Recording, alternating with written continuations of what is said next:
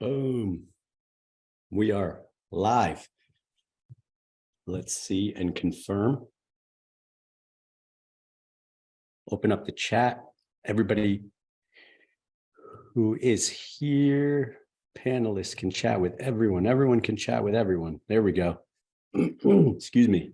Happy Wednesday to all. Checking in. Let me know in the chat if you can see us and hear us. If you're over in the Facebook group, same. Actually, if you're over in the Facebook group and you want to be live in the Zoom room, Evan should have posted a link there. If he hasn't, I know he will be soon in the comments, and you can jump into the Zoom with us. So we'd love to have you in the room. If you're here now watching this live, come and be live with us. So I give it a minute, let folks trickle in, and then we're going to hit it. I'm going to jump into a screen share and take you guys through a deck that I just refreshed. It's a topic we've talked on in the past, but we keep getting just recently a handful of questions when we were in person at our event a couple of weeks ago. A bunch of questions related to the front end of the project, the things that you can do to kind of expedite the process. And so we're going to unpack that, and we call that project production, the production phase of the project. And so we're going to spend our time together on this afternoon. So it looks like a few of you are already here live and are seeing and hearing me in the chat, which is great. Also, I have Evan supporting me today. So if you've got questions, drop them in there. He'll aggregate all those questions and then kick them to me at the end. We'll do a quick Q&A. And again, if you're over in the Facebook, we're streaming this there live. If you're here live, come jump into the Zoom with us. The link ought to be there.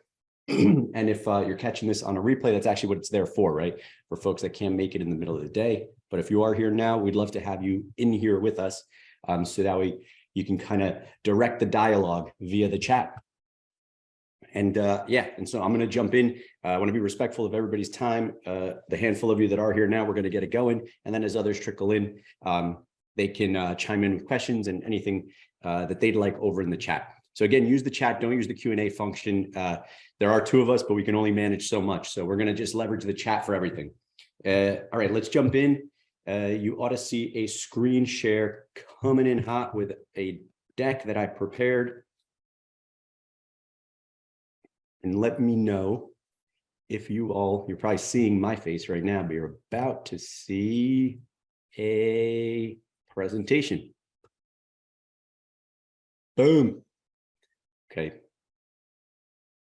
Chat's up and we are ready to go. Again, let me know that you see the deck just before I start going, because I've done these in the past and presented the entire deck only to later find out that I wasn't sharing the screen at all. So, okay. Cool. Thanks, Paul, Evan. Thanks, guys. Yeah, it says that it says that I'm sharing my screen, but I want to be sure. So let's jump in. Again, we're talking about the project production phase, the stuff that we can do on the front end to push us along, to get a leg up. So when we close, ideally, we're going straight from the closing table to the town and handing in our permits. We've had it happen where the seller has allowed us to submit permits on their behalf for the home we were buying. That's the exception, not the rule. So you're already going through permitting before you ever buy the house. That is an incredible leg up if you can get that type of situation. But again, that's the exception, not the rule. The rule is we close, and that week, within a week of closing, we want to be headed over to the town submitting permits. The only way to do that is to produce your project upfront. And I'll show you what project production looks like as we go through this. So three essential elements, concept and design, and that's mostly about the professionals that you're going to engage early on, unless you happen to be one of those professionals, unless you are your own architect or you are your own engineer, chances are you're going to need to source those professionals, align with them, work with them on the front end. Then sourcing trades, right? Getting those stamps and those seals, getting that tech sheet filled out, getting that folder put together so you can submit, and then getting the permitting, the approvals, and all the other docs that have to go in the jacket so you can submit a complete package and not get kicked in review because you missed something. And so we'll talk through all three of those elements.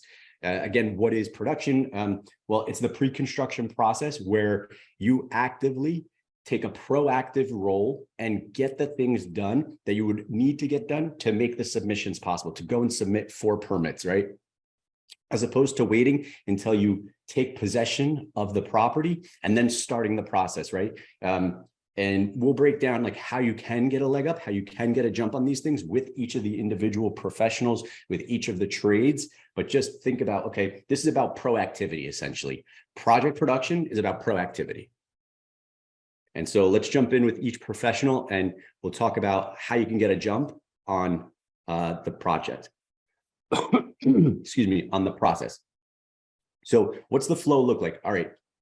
The three key professionals we're talking about, I already alluded to it. It's your engineer, your architect, and your designer.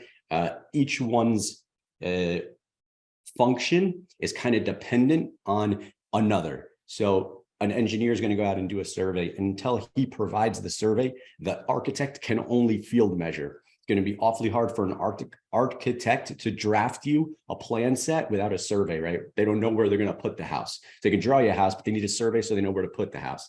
And then same thing for a designer to prepare a material schedule and give you a cohesive design. They need a plan set. They need a house to design for, right? So just understand that these are your three core functions. These are the three professionals you need to be aligning with on the front end, and that kind of each one's function, job, role, responsibility is kind of dependent on the one before them.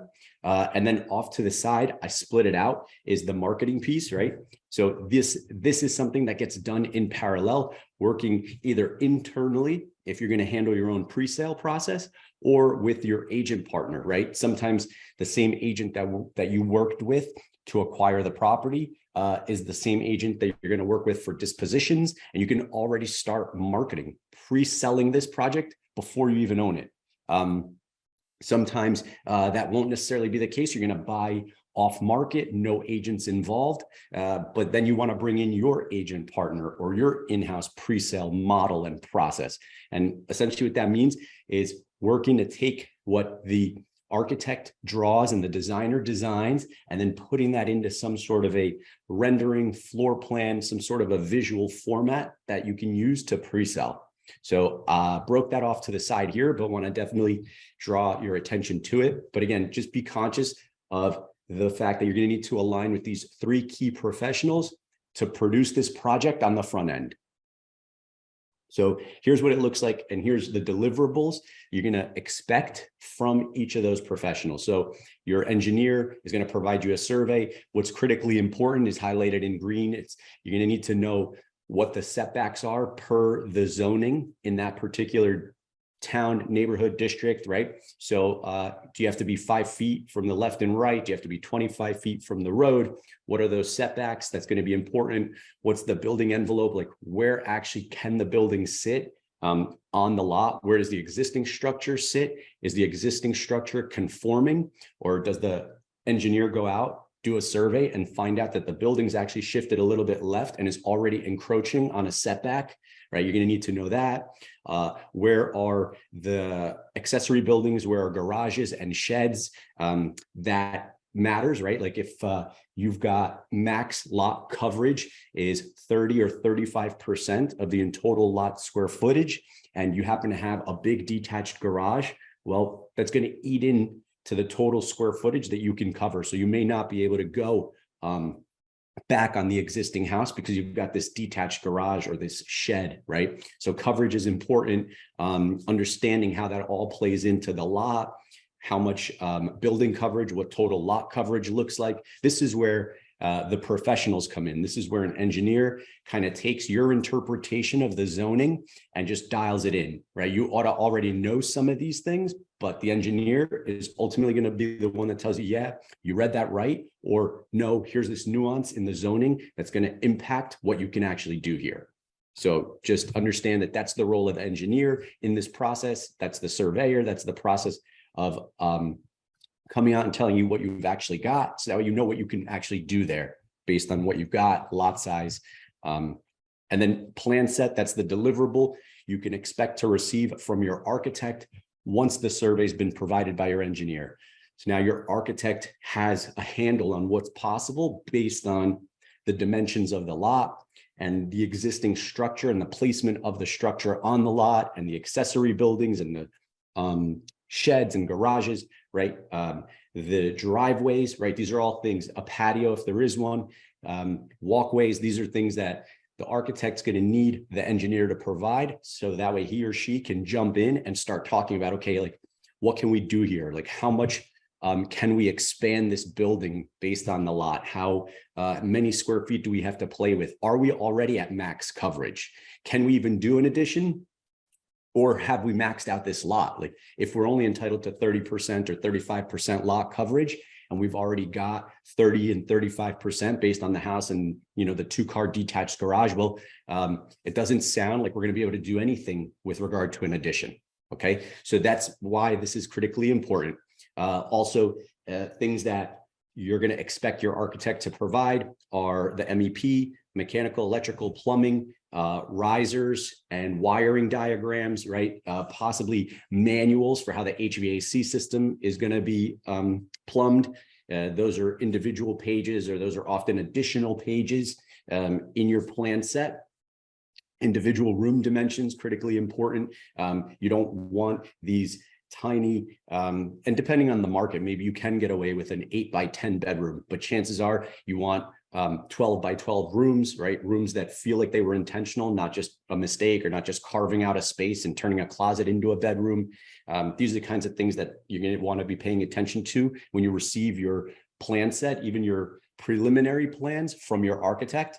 And then I put stormwater management in there. It doesn't apply everywhere in the country, but where it does apply, it's a big deal. And so be conscious of that, and just know that if you are going to play with lot coverages and you are going to change the way the rainwater finds its way across the lot, that's essentially what the stormwater management issue is all about, is if you're going to add more coverage, well, what would have otherwise been stormwater that would have found its way into the soil is now getting displaced. And to make sure it doesn't get displaced into your neighbor's basements, they often have you put in some stormwater management systems. So expect that that might be on your plan set. Just know your municipalities and know if it's a concern of theirs and a requirement. And then here's your designer's deliverable. Along with this, your designer might be preparing something like a spec sheet, which is more of a narrative, more of a written version, and then a visual, a material schedule version of the design. And so what all is included in that? What are the fixtures? What are the, the lights and sconces, and what type of plumbing fixtures and faucets? These are the kinds of things that you're going to be thinking about. Finishes, things like trims and tiles, base, coffers in the ceiling, right? Like, these are all things that give a house its distinct character, its distinct charm, right? So expect that you're going to be getting that from a designer. Who's going to do the sourcing?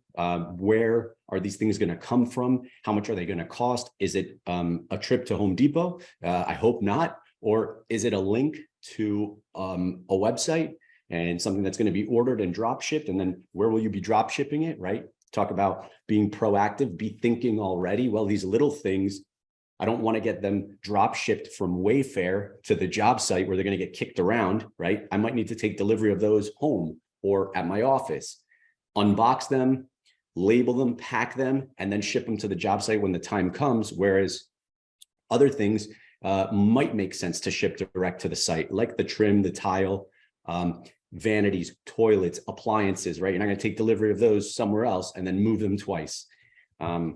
Pricing, that's what it suggests, right? Like, what are these things costing? Pricing and allowances are almost interconnected. What are you willing to spend based on your after repair value for backsplash, right? If you're trading, if you're expecting the house to trade at $550, you might not want to do $25 a square foot backsplash. But if you're doing a 1.8 custom build, then semi-custom spec, then you might want to put $25 a square foot backsplash for the pop factor. So these are kinds of things that you'll want to speak to your designer about. Be proactive, get this design working early. As soon as you've got something resembling a plan set, ship it over to your designer and have them start working on the design, right? Now you've got something to pre-sell. You can pre-sell the vision. So those are your three professionals that you're going to align with early on and start proactively producing your project. That's the key to closing, getting the keys at the closing table and being able to go right to work, being able to go submit the plan set and at the same time, go over to the house, start doing trash outs. By the time you're likely done cleaning out, you've got a design in hand, you've got an approved set of plans in hand, and you're ready to go and start swinging hammers on these projects. So let me jump into a couple of questions before I transition over to contractors and tracking the trades, which is the second piece of what we're going to talk about today. How do you determine the building envelope? The building envelope, the existing is what it is. And so they'll come out and they'll pin it. And so the existing building envelope, or the footprint, I should say, the building envelope is what you can build within. And so if, say, the zoning in a particular town is 25 feet from the front, 5 from each side, 35 from the rear, now you know that your building envelope is whatever's contained therein. What you'll often see on a survey is that line is a dotted line around the perimeter of the lot. And what you want to see is the existing structure sitting inside of that. And then the new structure, if you're doing an addition or an add level, you want to see the new structure also sitting inside of that envelope. If you find that you are adding and going beyond those dotted lines on the survey, now you're going to trigger a variance. So that's why the building envelope is very important. You can do a lot of this proactively. This is something you can do on your own by field measuring, but you won't know for sure until an engineer comes out and gives you a proper survey. But at least you can get some insight on where your house currently sits, how you might need to shift it, if at all, and then how you might be restricted with regard to an addition. So that's why the building envelope piece is very important and why the engineer survey is critical. Another question, a list of things we mentioned the architect should provide. Are these things we should ask specifically for, or is it understood that all the architects need to provide it? So that's a great question. What I'll say about that is that it's architect dependent. And so an architect that works with investors, builders, developers a lot is already going to know that these are things that are expected of him or her. An architect that does more retail type work might expect that a lot of that's done by the engineer and that the survey that they're handed has a lot of that stuff already done. So I think it's important that you understand who you're working with and just what the expectations are, level set, make sure that there's a match, that you're clear about what's expected. And if you're newer to this, then let them tell you what they anticipate providing. You know, be sure to ask early on, like, hey, what's this proposal include, right? Is it just a basic plan set? Is it just a 5-page plan set of construction drawings that I submit that are going to get approved and I'm going to get stamped and approved? Or is it going to, and of course, you're going to be paying more, right? So if you're getting the full handhold package, right, they're going to handhold you through entire submissions, expect that you're going to pay more. If you're getting the builder's plan set, expect that you're going to pay less, but you're going to be expected to do some more of that legwork on your own. So if you're new to the process, I say go with the architect that's going to do more of the handholding and is going to prepare more of these submissions for you. And if you've been doing this a long time, like we have and like our students have, then we're willing to go with that cheaper plan set because we're banking on time and we're wanting to get in the field swinging hammers as quickly as possible. And if that means we're expected to do a little bit more of the front end work, so be it. So that's how I'd answer that. Do you need a demo permit separately? It's a good question. In some towns, in certain municipalities, they've found that they can start charging for demo permits. This isn't something that existed years ago, but now suddenly it does. It's almost as if you're really itching as an investor and you want to get on site and start swinging hammers. They'll let you, but they'll just charge you for it. When if you just waited until you submitted for the entire building permit, demo is an assumption. Like you're going to have to demo to build new. So there's no real reason to ask for demo. If you're doing whole house demo, taking out a whole house, cutting and capping utilities to tear down and build new, then yes. But if you're doing some sort of add a level addition, big renovation, there's no real reason you would have to get a demo permit. Some towns will gladly bill you for one and give you one, but if you're getting a building permit, it's just assumed you're gonna have to demo. So that's kind of a new thing that started popping up recently. Would you suggest connecting the designer with the architect before getting the plan set or after? After, for sure. Your conversations with the designer can happen before a plan set is finalized, but I certainly wouldn't connect the two unless they have an existing relationship, because a designer may feel compelled to manipulate the floor plan in a way that suits their design, whereas an architect is going to want to draw and build a house the way that best serves his or her sample set. So if they know one another and work together well, then that's a consideration. Otherwise, we've found that we keep those two things separate. We get those drawings done and ready. We'll share preliminaries with a designer so they can start thinking about the design, but we wouldn't necessarily have them going back and forth talking floor plan manipulation unless they know each other well. And if they're a team already, great. But if not, you run the risk of getting stuck. You get caught up majoring in the minor.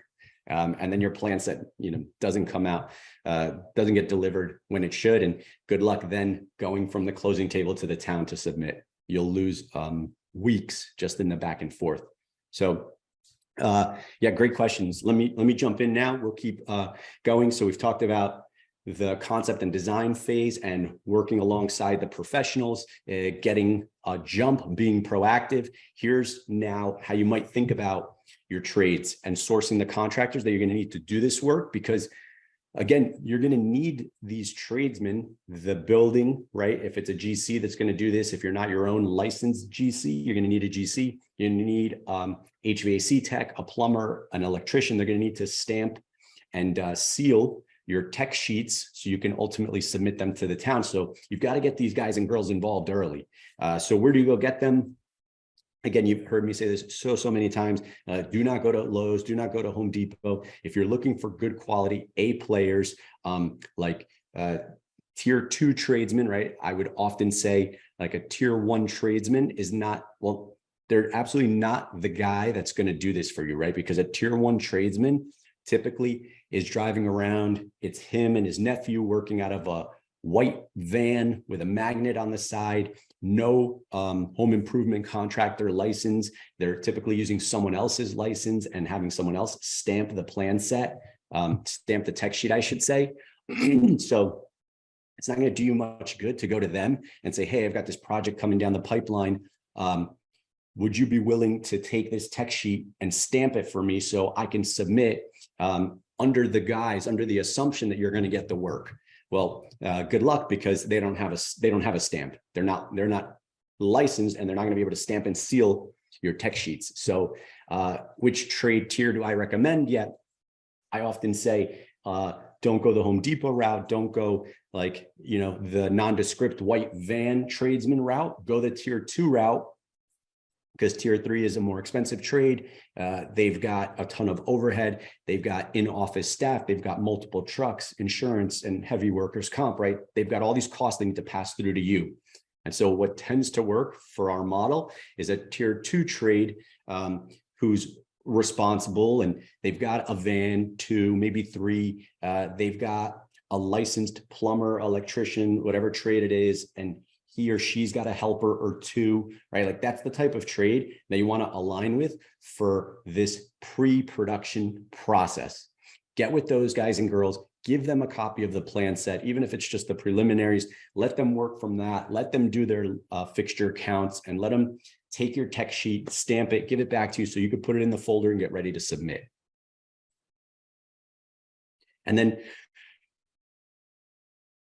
I want to show you how we track them. So we're talking primarily about finding them and aligning with the right A players, these good quality trades who can help you on the front end. I want to just bonus share how we manage them later as well, because this is important. If you're not going to manage them correctly from the front end, good luck trying to manage them during, right? Like if they're hard to work with when all you need from them is a fixture count and a stamped tech sheet, imagine how hard they're going to be to work with in the field later. So it's very telling, right? If you find that you're having to chase them to get the stamps, to get the tech sheet back, they're not the right guy, right? So once you get the right guy on the right guy or girl on the team, you put the right people in the right seats on the bus, and the bus is moving in the right direction. Here's how you can make sure that you're keeping the process moving. If you've been on these calls before, you've seen the trade tracker on these presentations. And so I won't belabor it. It's just essentially a visual representation of who does what in what order. And so this is a great way for you to stay on top of the trades. And here's a rehab milestone template. Here's all the steps in a typical at a level style renovation, right? And if you were doing a new construction, there'd be more steps. Typically, they'd be front end steps, things like cut and cap utilities and all that type of stuff. But here's what it looks like to drive a project chronologically from start to finish. So again, we talked about proper project production, like the front end, but here's how you carry that momentum through the process, like through the duration of the project chronologically. And here's how you execute on it, right? Like, you know what trades need to be responsible for it. You know the steps that they need to take in the order they need to take them. And now here's how you make sure that that's happening. And so daily touch points, like, right, no lost days. Someone, whether it's you or someone on your team, is making sure that the trades are touching these projects every day, that they don't say they're going to show up on Monday. Nobody checks. They don't show up. Next thing you know, it's Wednesday and nobody's been to the house yet. And you call them and they say, oh, well, I'll start next Monday. And now a day just turned into a week because nobody touched the house on Monday the way they said they would. Another way to keep them honest is payables weekly, right? Like, get into a habit of insisting that your tradesmen provide you with some sort of invoice for the week's work ahead of the Friday, right? They'll often be chasing for payment on Friday. Well, you need to control that process. And the best way to do that is to say, hey, all payables for the week need to be delivered to the office, whether it's an invoice hand delivered or something that gets sent in via email or through your project manager or through the office, whatever the case is, but that's got to hit Thursday, midday, or close of business at the latest. So Friday morning, my office manager can cut checks, right? We do payables on Fridays. And so if you don't get your invoice in by Thursday, there's no way we're getting you paid on Friday. And don't be calling me at lunch on Friday trying to get a check because you need to pay your guys at 5 o'clock, right? Like, that's not the way, that's not a scalable model. And so I won't belabor the rest of this. We go deep on this. This is something that we've unpacked many times inside of our accelerator. We unpack this on our biweekly coaching calls all the time. We talk about like operations and how to get your ops dialed in so you can actually build a scalable fix and flip business on those calls all the time. And so if you're interested in that, that's something we can do offline, but to go much deeper here, we won't have the time. I think I'm falling behind on time as it is. So I want to be respectful of everybody's time, make sure I get us through the last section. So any questions on that section? Let me see. I got a couple. Double checking if a contractor's licensed. That's an easy search online. I suspect it's different in different states, but every state's got its licensing portal, and that's where you can go and check and make sure that your tradesmen are licensed. And if they tell you that they are, and then they're bringing you back something stamped and sealed and it's someone else, like clearly they've misled you in some way. And you would think, well, that doesn't much matter, right? Whoever signed it, signed it. When that does matter is when the town does the check, because the town does check. And so you'll go to submit and someone in the building department is going to be keying in your submission into the system, and they're going to check if that license is valid. And so you might be used to working with like Don and his nephew, and everything they do is above board. And then all of a sudden they borrowed someone's license, and that guy's license is in arrears, or someone's filed a complaint. And now, as far as you know, your like brother and his nephew, who are, good plumbers, are great, everything's above board. And then all of a sudden, because they're using someone else's license, now you've just hit a stone wall. And now you've got to start anew, and you're probably not going to be looked at too favorably in the eyes of the city because you're submitting permits with someone else's stamp. So just be conscious of that. Just do a search. You should be working with good, reputable tradesmen who are going to tell you the truth about whether or not it's their license and if they're licensed and insured.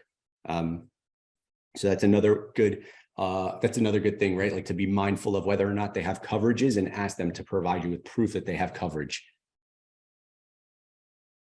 All right, let's jump into the actual submission and the approvals process. And here's where the rubber meets the road. We've talked about getting all the right professionals on the bus, right? Then we've talked about putting the right trades on the bus, right? You're putting the right people in the right seats on the bus so you can ultimately get this thing rolling. That is what we're doing here. Now, think about this is not going to be an exhaustive list. I know some will pick this apart and say it's missing a lot of things, and it is, right? What it's got are the majority of the things that you need to be mindful of that are applicable across most municipalities. The best way to do this is to go to your municipality, wherever it is that you're going to submit and do work, and find out what they want. Like, what's their exhaustive list look like? On our list, we've got these 10 items. In towns where we're, especially active, these 10 check pretty much all the boxes. But each time we go into a new town, we'll go and ask, hey, do you have a form that outlines everything you'd like submitted for permits? And then you'll get a list. And in a town, higher end towns typically have more requirements like you'd expect. You might see this list as 17 items, 22 items, but, and especially if you're doing new construction, then you definitely want to expect to have to submit more. New construction alone has something like 8 submissions that are new construction specific. So those are things that you're going to have to think about in addition to these 10 things. But I'll quickly just run through these 10. The jacket or the folder, that's what you see pictured here, right? These yellow sheets are text sheets. This manila looking folder with all the print on it, that's the actual jacket. So jacket, text sheets from each of your trades, mechanical, electrical, plumbing, and then a GC for building. Zoning application, this is why you need that survey. You're going to need to fill out a zoning application, especially if you're going to do something with regards to an addition and add square footage. Surface draining, again, if this is required in your town. What we've found is, like the higher end towns require more submissions, that's where you'll likely expect to see this, where surface and drainage and stormwater management is one of their hot buttons. They're going to be asking for this. So, but you'll want to know, right? You'll want to know the town that you're going to be active in, the towns that you're going to be active in. What are they looking for? So that way you could just prepare a full and complete package. Manuals for each of the appliances, print out the PDFs for each of the appliances. Anything that burns gas, you're going to want to know how many BTUs, right? These are the kinds of things that the town inspectors are going to be looking for when you make the submissions. So you can easily ask, look at the list if they have a list. If they don't have a list, just ask, is this something that they're going to want to see? Are they going to want manuals for the mechanicals, for the HVAC system? That's become a hot button recently. You'll see manual S, J, and D, right? Those are requirements now. But again, this is something that if you're working with an A-player tradesman, an A-player HVAC tech is going to be able to do this stuff for you and is going to know to do this stuff for you. And sometimes, back to that original question about the architect, sometimes the architect's going to know in advance, like, oh, you're submitting for permits in X town. I know that they ask about this, so let's already get this working, whether it's with my guy or your HVAC guy. The contractor's licenses, we just talked about that. If they give you a current license that you can take a copy of and just put it into the folder to submit along with the text sheet. Not every town requires it because most of them are going to do a check themselves. But if you put it in there, nobody's going to fault you for including it. So I consider including it. Sealed survey, just stamped, right, by the engineer, by the guy or gal that's actually licensed to go out and do the survey. The engineer will survey and then stamp and seal it. Stamped construction drawings, that's coming from your architect. Again, same thing. We want to just make sure that it's coming from somebody who's licensed to do this work. Fire cert, this is important for when you're going to go direct vent. You're going to upgrade the appliances. You're going to eliminate a chimney. You're going to These are the put in a fireplace. Anytime you do anything like that, which on these higher end renovations you will be doing. And then insurances. Do you have the insurances for the trades? Does your GC need to be bonded? Is this a town where they're not going to let them go in and do the work unless they bond? Because God forbid they break the curb or don't repair the sidewalk. The town wants to be able to take those monies that they put in as a bond to then go and pay someone else to do that work. So these are, like I said, it's not an exhaustive list. You're going to want to know what each municipality requires by going there and finding out like what it is that they're looking for, and then just add to this list. But this is the base list you can start from. And then here, how do you expedite this process, drive this process? Like we talked about with the rehab milestone template and the trade tracker, it really is about like you being that drip, right? Like that consistent, constant drip, just constantly be touching these people within reason, of course. Like nobody wants to be called 10 times a day when they already know they owe you something, but just be conscious of what the application is, what it requires for that particular town, who the contacts are in the town, right? Like if you've got to prepare a zoning application that's going to zoning, if you've got to prepare a building permit, an application that's going to go to building, and then are there individual trades, like trade reviews? Does building review everything collectively, or is there an inspector for each? Knowing who those folks are, knowing who the admin is that's going to actually take delivery of the entire package and then disperse the package, because that's typically what it looks like. You bring in this complete package, like number 5, right? You prepare this package, you bring in this jacket with everything sleeved inside of it, and then you hand it over to an admin at the building department who reviews it, make sure everything is in there. And now she's going to go and disperse that to the relevant parties. She's going to take the zoning section out, give it to the zoning official, take building out, give it to the building official, not till you've passed plumbing, electric, HVAC, right? Fire. So it's important to know who those people are. It's only going to help you to get this process pushed through faster. And we talked about engaging the professionals. We talked about contacting the tradesmen that you're going to need to stamp and seal things. So this is how you drive the process. And then here's everything full circle, concept and design. We talked about those professionals, the services that they're going to provide. So just knowing that team, engineer, architect, and designer, sourcing contractors. Yeah. Who are you going to work with? A players, tier 2 tradesmen, finding them, getting them to stamp your tech sheets, getting all that stuff done, putting all that into the jacket, and then preparing the jacket, preparing the approvals, preparing the submissions for approval, making sure you've got a complete package, knowing what the town wants before you show up, right? The worst thing you can do is show up with a half filled out, half prepared package. That's not going to bode too well for your reputation in the town. And so, and that's, right on time as usual. We close with 3 minutes to spare. And so any questions regarding any of what we talked about, happy to answer those now. And yeah, I'm hopeful that this gives you a little ammo and it gives you perspective on how to be proactive going into these projects.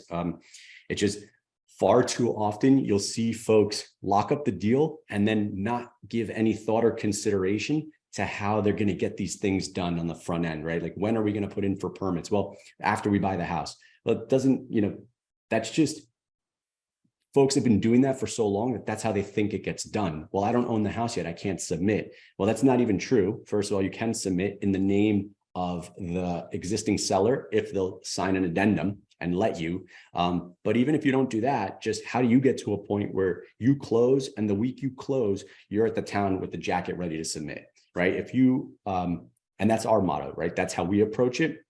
If you're doing that, you're head and shoulders above most investors, and you're just going to cut the timeline. You're just, right? You're compressing time.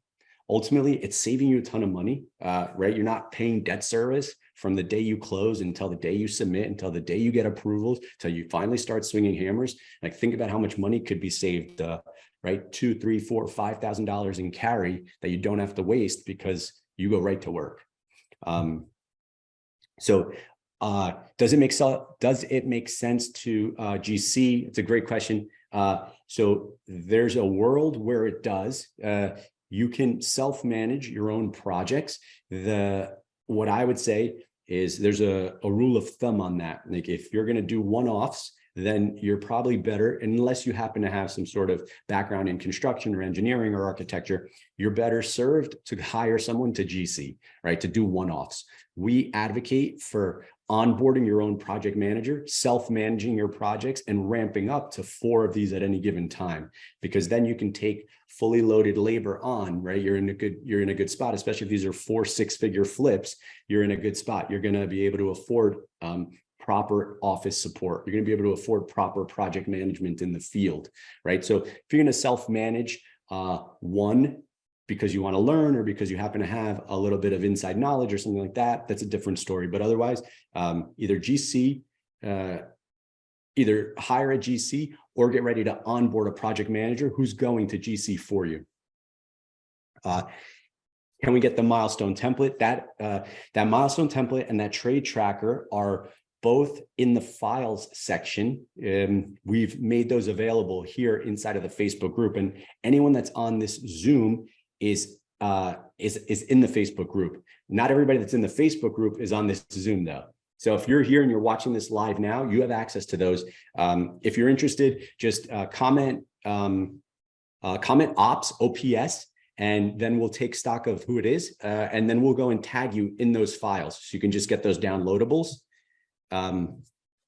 What is Accelerator? I alluded to Accelerator yet. Accelerator is our coaching program where we help folks build systematic and scalable fix and flip operations that you can do 6-figure flips inside of consistently, scalably, successfully.